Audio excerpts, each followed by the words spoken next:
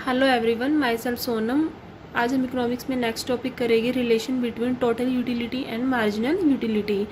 कल मैंने आपको एक एग्जांपल दिया था। आपको भूख लगी है, आप एक रेस्टोरेंट में गए, आपने पिज़्ज़ा ऑर्डर किया, तो उस टाइम पे जो आपकी मार्जिनल यूटिलिटी थी वो कितनी थी? 8 थी।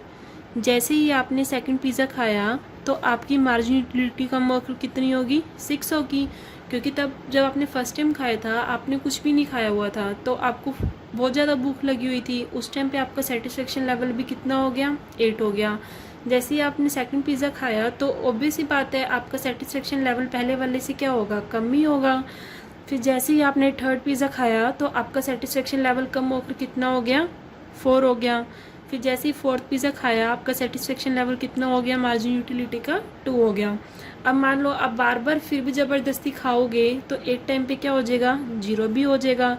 फिर दोबारा उसके बाद भी आप एक्स्ट्रा खा रहे हो तो आपका पेट भी ख़राब हो जाएगा। इससे पेट ख़राब होने का मतलब क्या होता है? यानी कि जितना भी आपने खाया वो सारा किस में चल गया? नेगेटिव में चल गया।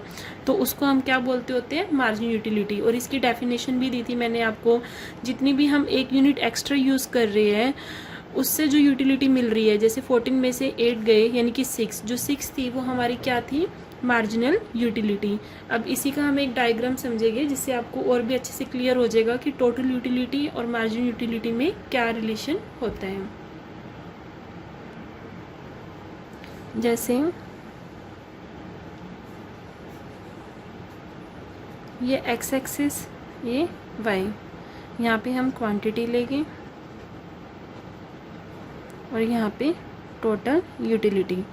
0 से स्टार्ट है, पहले 0, फिर 8 इंक्रीज जैसे से होती गई 14। एक टाइम पे जो इसका लेवल था वो क्या हो गया? मैक्सिमम लेवल पे 20, और बाद में कम होकर कितनी होगी? 18। यानी कि जो ये वाला पॉइंट है इसमें हम क्या है?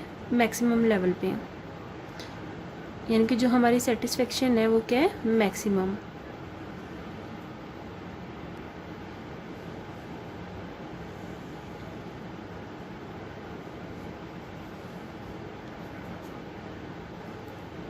यहाँ पे same x axis, y axis, यहाँ पे क्वांटिटी और यहाँ पे मार्जिनल यूटिलिटी।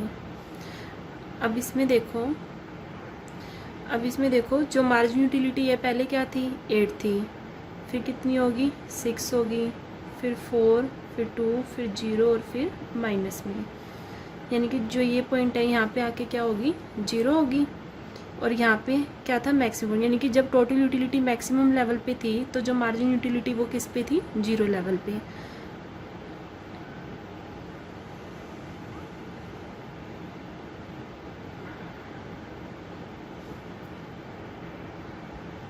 अब देखो इन दोनों में क्या रिलेशनशिप है। जब टोटल यूटिलिटी इंक्रीज हो रही है, ये क्या हो रही है? टोटल यूटिलिटी इंक्रीज हो रही है, तो मार्जिन यूटिलिटी भी क्या है? पॉजिटिव। जो 0 से ऊपर है यानी कि ये क्या रिस्पॉन्स दे रहा है? Positive response.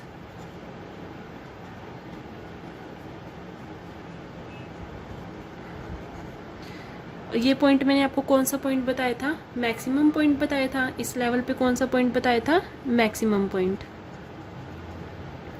जब टोटल यूटिलिटी मैक्सिमम पॉइंट पे है तो मार्जिन यूटिलिटी किस पे है?